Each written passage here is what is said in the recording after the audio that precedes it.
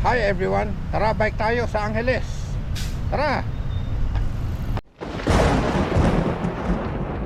It's 4:21 ng hapon. Medyo nakapagpahinga rin tayo ng mga 20 minutes.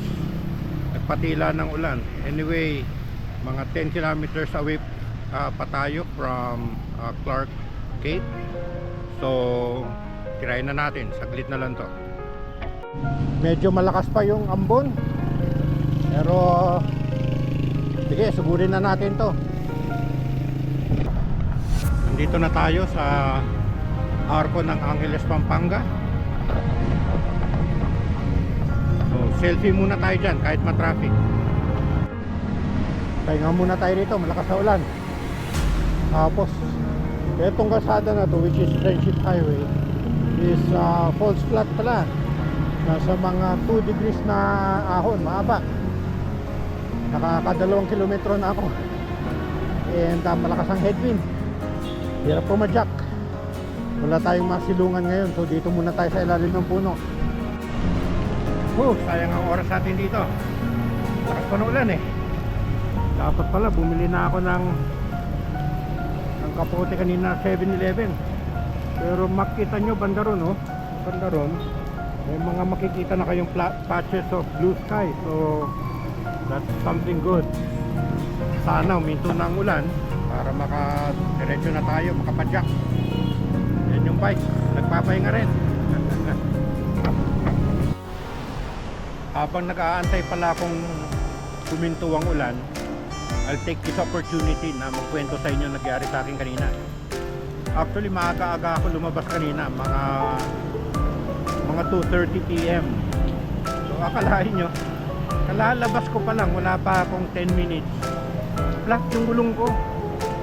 So hassle. So medyo nadi-discourage na nga ako kaninang lumabas. So buti na lang may dala akong tools kasi medyo nakalayo-layo na rin ako sa bahay eh. 2 kilometro na rin siguro.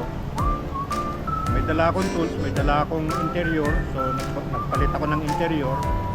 Hirap na hirap nga ako magpumba eh. And then, okay na.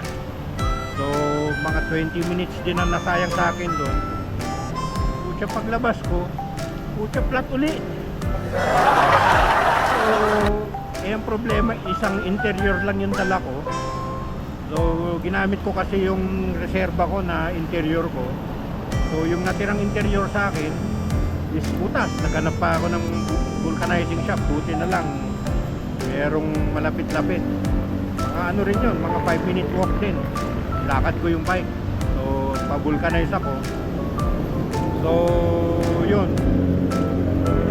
matagal-tagal na rin ako nagpa-bike. And hindi naman ako palaging na flat.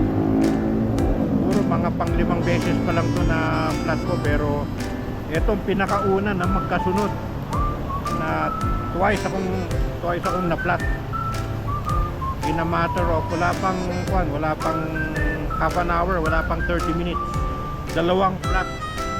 So nakakaasar. Pero wala, ganun talaga. We have to be ready.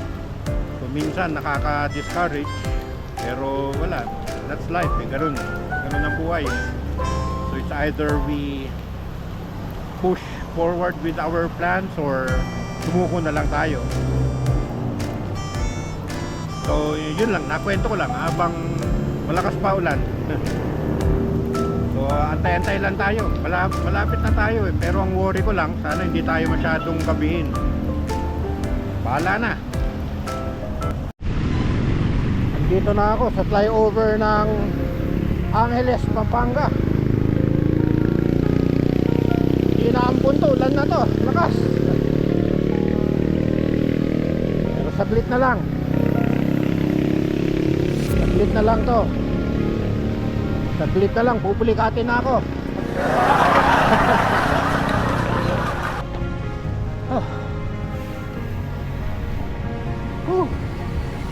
Ako ng konti.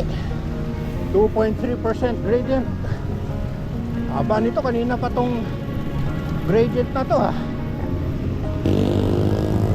Ito, banda rito, ewan ko kung nakikita nyo guys, yan, Porac na yan, Porac, Pampanga. So pag dito ka sa right, papuntang Angeles City proper yan. Dito tayo, diretso tayo, going towards Clark.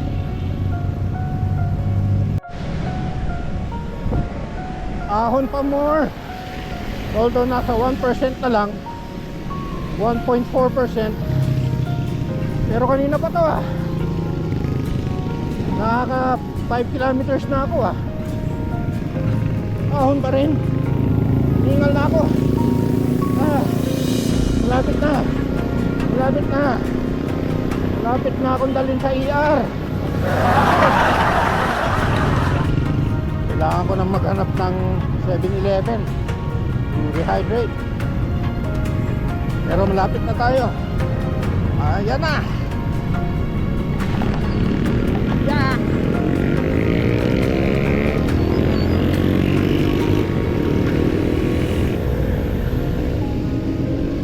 Prangkuhan natin si Tatang.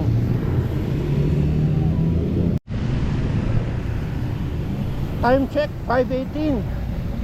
Dito na tayo sa Friendship Gate ng Clark. Minto na rin ang ulan.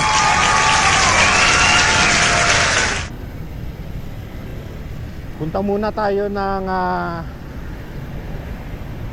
Air Force City para makita natin kung ano nandun. Then diretso tayo ng, hopefully kung maliwanag pa,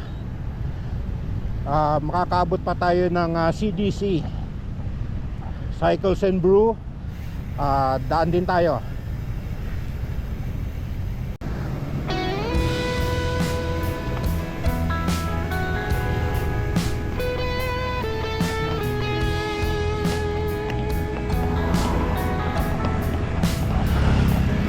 Punta lang tayo sa bike. Yeah. Yan.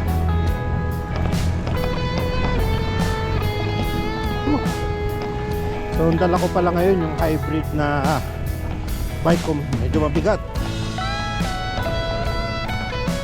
Winnie ko siya, nasa 14 kilos.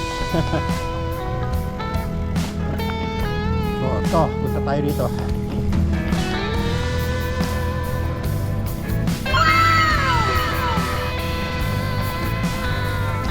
Selfie na rin tayo dyan. So ikot lang tayo dito, picture, pero hindi na tayo masyado magpapahinga rito. Doon na tayo magpahinga sa CDC.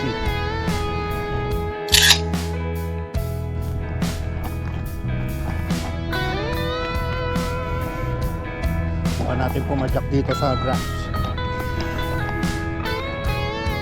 Kaya naman ito kasi kapal ang gulong natin, at 2.2 tayo na pang travel. So kayang-kaya ito. Ang tanong, kaya pa natin? Yun lang.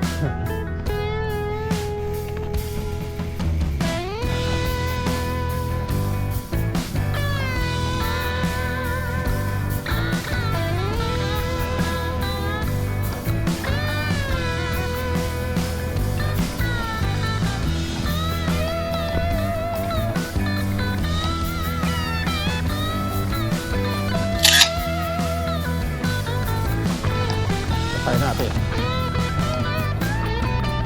I believe this is the F4 Phantom, which hindi, yun ang F4 Phantom. Ito, I'm not very sure. Yun ang F4 Phantom, which is ginamit sa Vietnam War. I believe meron pa tayong ganyan, and I believe itong 10507 na to, hindi ako masyadong sigurado, pero maliit siya, so must be a trainer. Yung nasa dulo, yung turboprop is I believe it's a World War II plane. It's a turboprop plane. Well, obviously turboprop siya kasi kita mo yung propeller. Hindi ko rin alam kung anong type of aircraft yan. But yun, that is the Huey helicopter, used extensively nung Vietnam War. Actually ginagamit pa ngayon yan, but it's, I believe unti-unti na siyang nire-retire ng Philippine Air Force. Meron nga palang upcoming event dito sa Clark.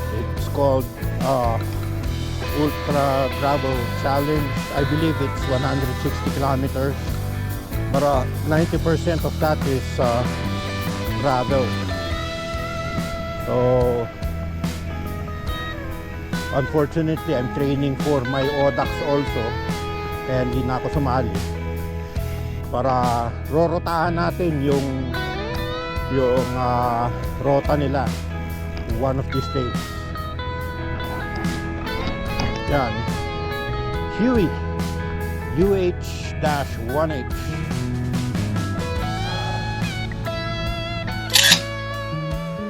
Okay, sugod na tayo sa CDC. I believe mga ilang kilometers away pa yun, siguro mga 6 or 7 kung hindi ako nagkakamali. And time check, it is 5:39.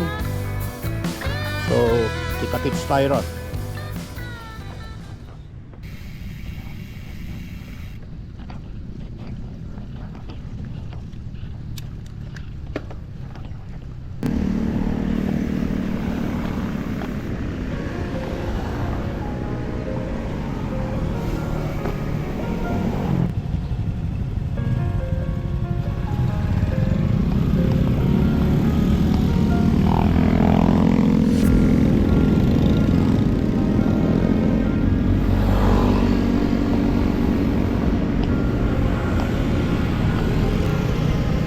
Ay, nakatikim din ng lusong.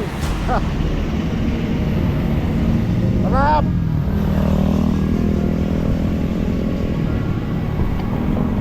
Although masikip ang kalsada, tsaka obviously nakita nyo maraming mga sasakyan, medyo kailangan nilang dumikit sa'yo kasi may kasalubong din sila, pero ayos na yun.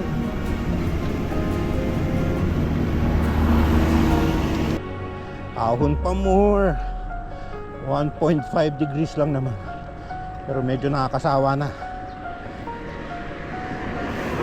Tawa na tayo sa ahon na.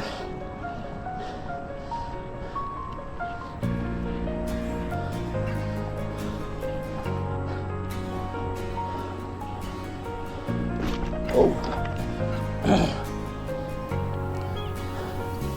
1%.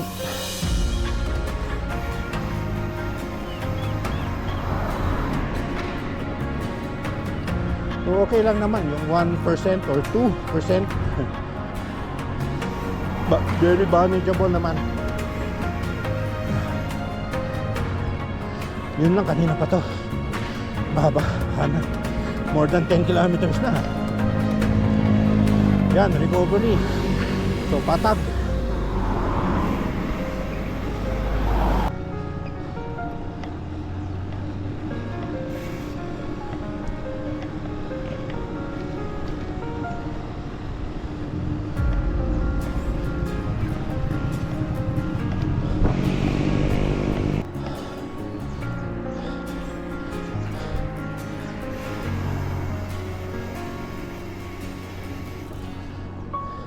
Yan, sabi na eh, ahon na naman, 2.9. Wow, totoo ba to? Oh, 1.6.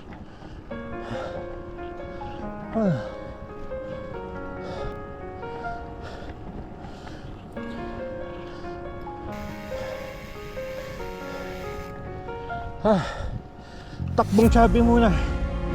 Takbong chubby muna. Doon tayo doon ha. 2% gradient. Kaso hindi tayo ready. Hala ko pababa na. Wala.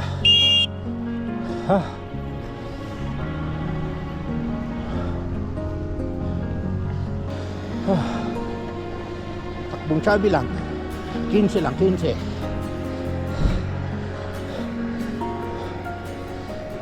$500 meters.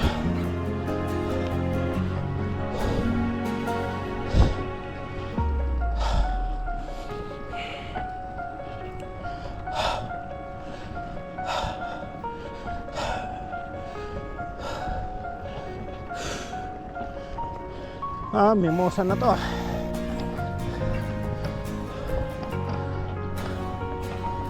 Dito ginanap yung stage 4 and 5 ng Tour de Pilipinas.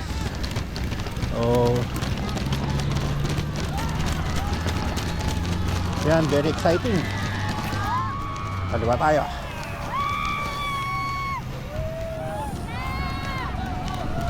Abang natin, ano? Busin na tayo, lakas oh.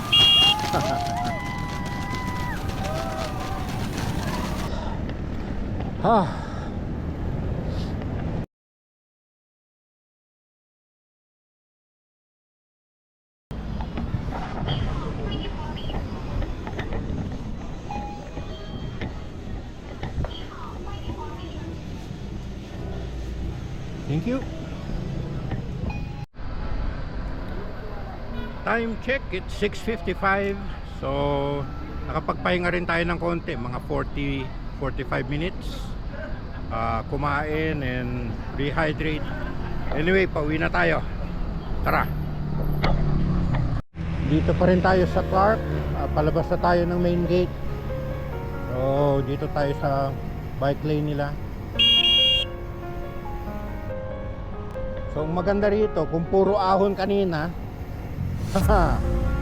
ngayon cold flat pero puro lusong. So I'm barely pedaling right now kasi hindi ko naman pwedeng bilisan kasi tinitipid ko yung ilaw ko so blinker lang siya. And kuminsan may mga uneven surfaces dito sa bike path. So alalay lang ako. Takbong chubby lang. Like right now, ang takbo ko ngayon is nasa 20 lang. 20, 21. So kahit pababa.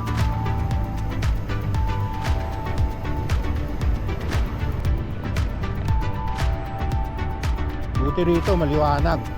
Pero may mga parts dito, lalo na kanina, na nadaanan ko, sobrang dilim. Tapos biglang may lubak or may crack na malalaki yung bike lane. So naghihinay-hinay lang ako. Hindi ko lang alam kung dire-diretso itong bike lane hanggang sa main gate. Sana dire-diretso. Meron pa namang underpass dyan sa about a kilometer or half a kilometer from here. Medyo mabibilis sa sasakyan dyan dahil highway itong nasa kanan natin. Highway yan.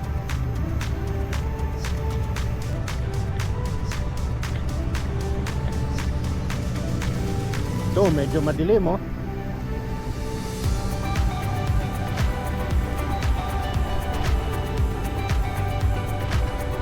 So payo ko lang sa mga cyclists, kahit na hindi nyo inaasahan na gagabing kayo, magbaon kayo ng light. Dalawa. Ako hindi ko inaasahan na gagabin ako ng ganito kagabi. Kaya isa lang ang dinala ko. Pero ngayon nagsisisi ako, sana nagdala pa ako ng isa pang extra. Kasi baka alam mo naman itong mga bicycle lighting matagal, I should say mabilis. Mabilis maubos ang battery nito. Depende dun sa lumens na gagamitin mo, depende dun sa intensity ng light na gagamitin mo. So ngayon ang ginagamit ko very low light na blinker para siguradong uwi ako.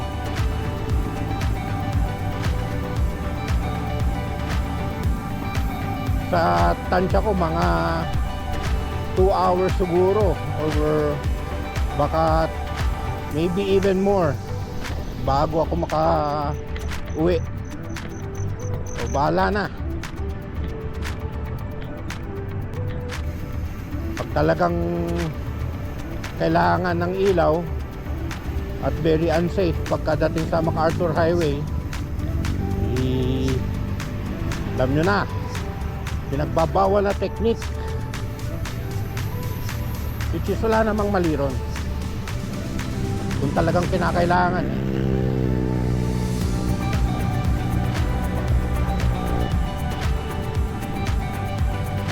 Malapit na tayo sa main gate ng Clark. Sarap dahil puro lusong. Yung inahon ko ng isang oras, binaba ko ng mga 3 minutes. Alalay pa yun ha. Ito yung bagong Clark City Front Mall. Di pa ako actually nakapunta dyan, pero mukhang malaki.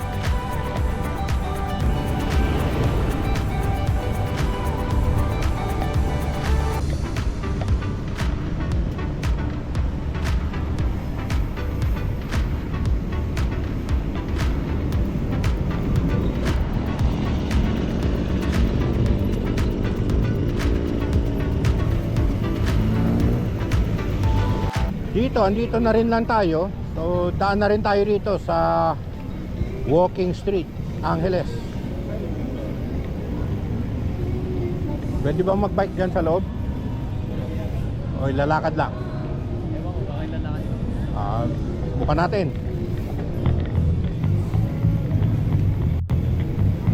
So, ito ang Walking Street, Angeles.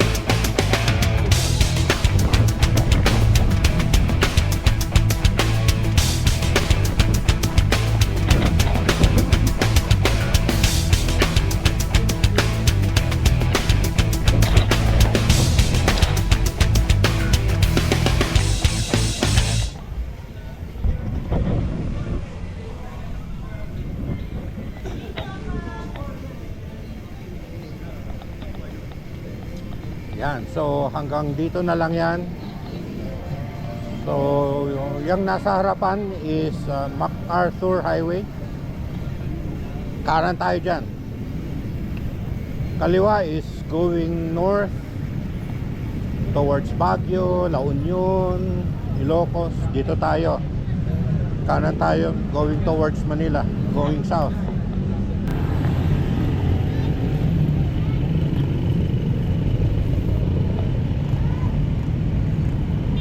Inabot tayo ng traffic. Medyo mas matatagalan tayo makauwi.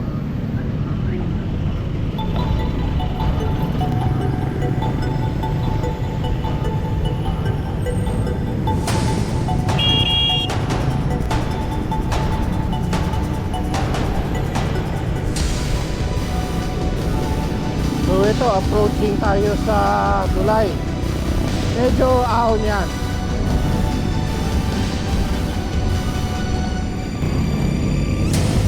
Ang Robinsons Angeles.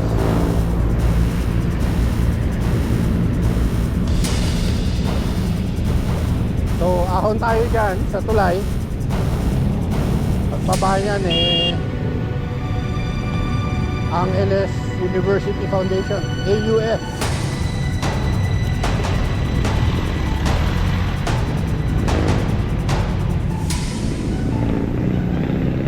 Ahon na.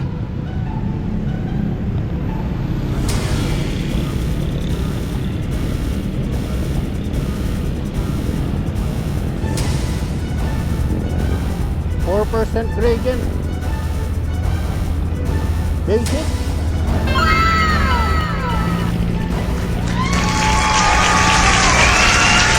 Okay, hindi natin kaya yan.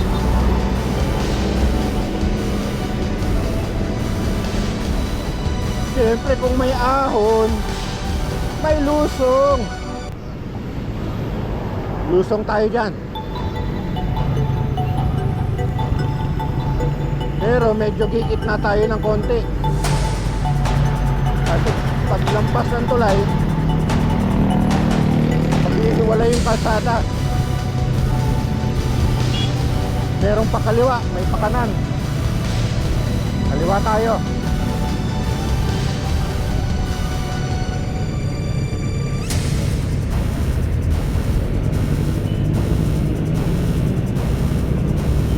Yan, kaliwa tayo dito. Pag dyan ka sa kanan, diretsong palengke yan, palengke ng Angeles. Kaliwa tayo.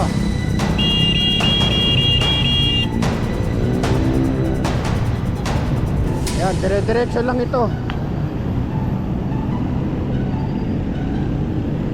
Ang alam ko rito, puro patag na.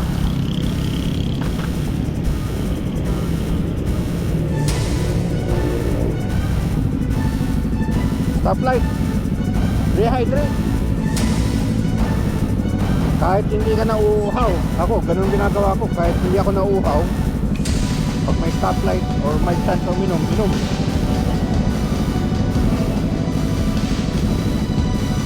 Hindi ko hinihintay na mauhaw ako.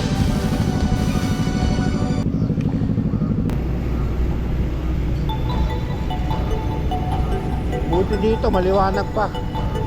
Ewan ko lang sa banda ron. At sa pagkakaalam ko medyo madilim dun sa may bandang Telepastagan. Yung lampas ng Telepastagan hanggang sa malapit sa downtown ng San Fernando. So medyo mahaba-haba yun. Alam ko medyo madilim yun. Ang hirap pa nito, lifted na yung track pan. Ang track pan hanggang mga 6 PM lang, 7 PM. So sana wala pa masyadong truck.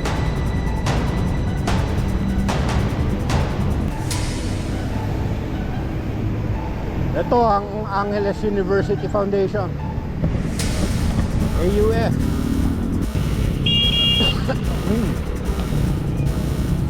So diretso lang tayo dyan.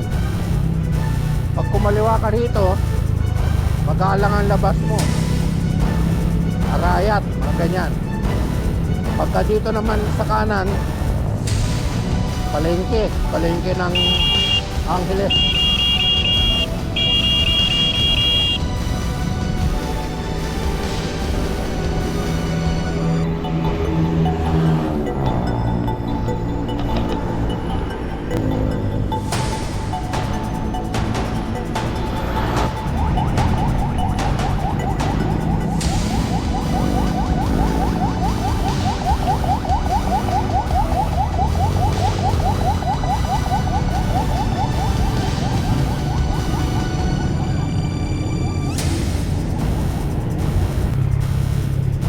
Approaching Arco na tayo ng Angeles and San Fernando. Dito banda merong 7-Eleven. So andito na tayo, SM Telepastagan, San Fernando City. Although medyo malayo-layo pa tayo, mga 20 kilometers pa bago sa bahay. Sana umabot yung ilaw. Kung hindi umabot, wala, nga tayo. Ito medyo madilim-dilim na yung part na to. Siguro madilim dito hanggang siguro 3 or 4 kilometers. Medyo madilim.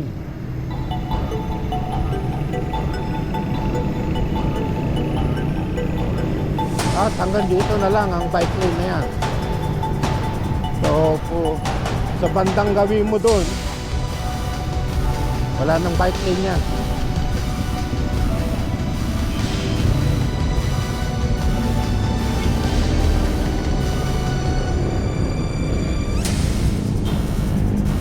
So ito, pag hindi ako sigurado, hihinto ako.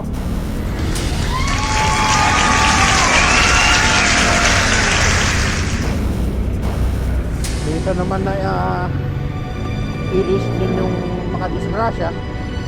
Ewan ko kung napalitan ninyo, pero lately yung sa Pasig,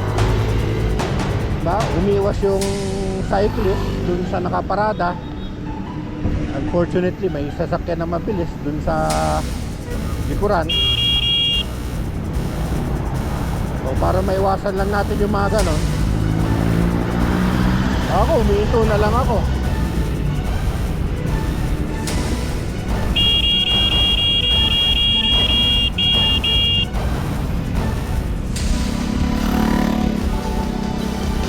Kaya paulit-ulit ako magbusina kasi yung iba, kasi akala nyo lang malakas yung busina, pero hindi.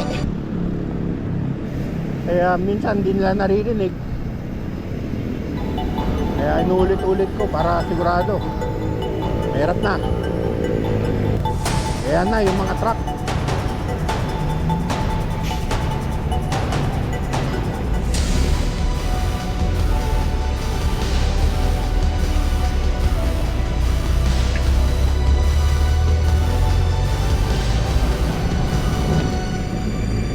Trangko na lang tayo rito. Total, di naman siya masyadong mabilis. Trangko tayo sa kanya.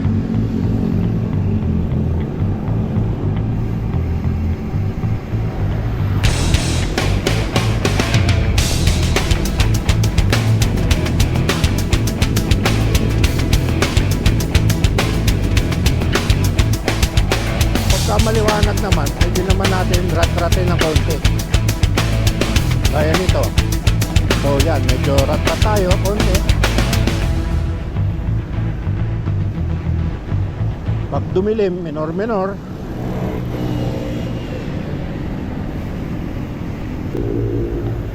Medyo masakit na yung puwet ko ah.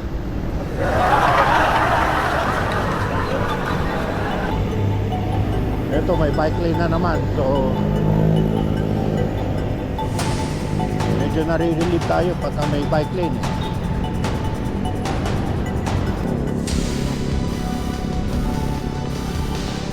Ang dilim.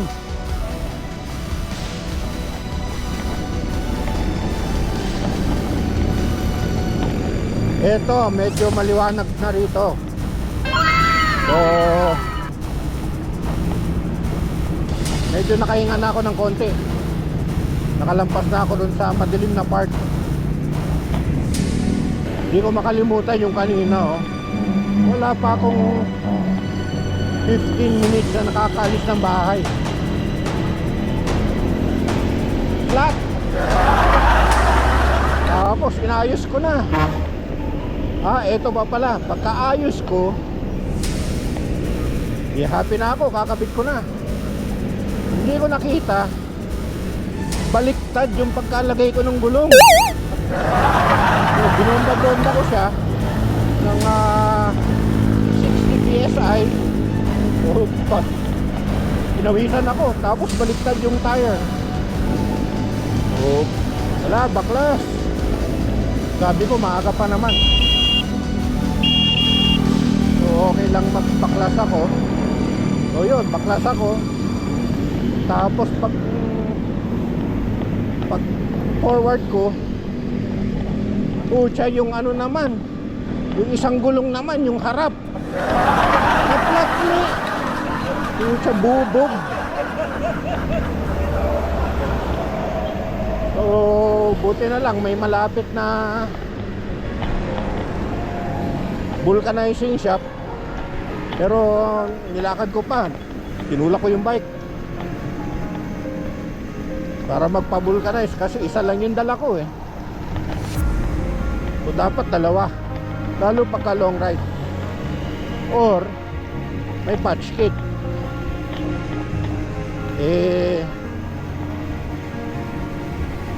Hindi ko naman naasahan na gagabihin ako, kaya hindi na ako nagdala ng patch kit eh.